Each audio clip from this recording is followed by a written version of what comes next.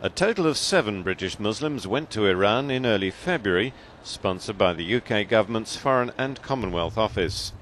It's part of an ongoing programme aimed at presenting a wide range of British Muslim views throughout the world.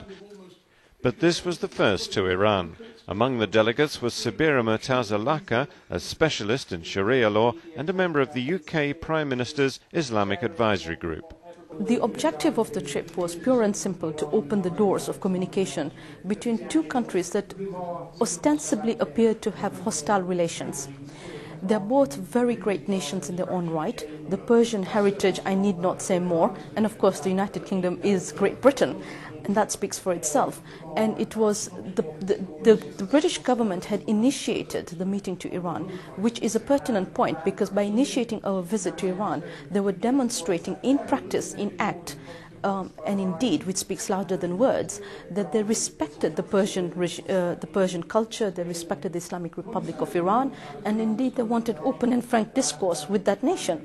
So it was not a matter of the fact that the British government did not want to entertain dialogue. They in fact initiated it and found a way of doing it.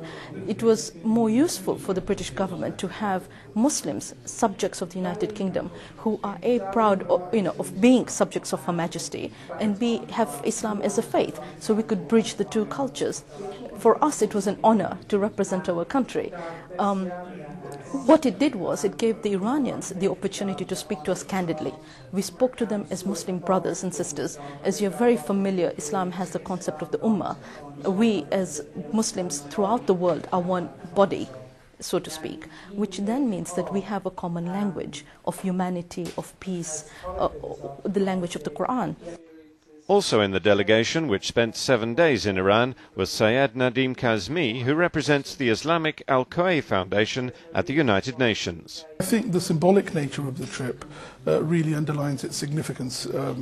A trip like this to a country like Iran is, I think, particularly when the delegation is a civil society British delegation, a Muslim delegation, I think is very, very important. And I think the significance of the trip really is in what it can open up in terms of, what it can do in terms of addressing misunderstandings that exist between the two countries, but also what it can open up in terms of the future relationship between the two countries at the cultural level rather than the political. We were able to ponder over the hadith, the saying of the 4th Caliph of Islam, Ali, Imam Ali alayhi salam, who is the first Caliph for the Shias. And he said, we are either brothers and sisters in faith, or we are partners in humanity. Again, that is something else that we could build on, because what does it mean to be partners in humanity? It surely does not mean having hostile conflicts to the extent where the grassroots indigenous suffer.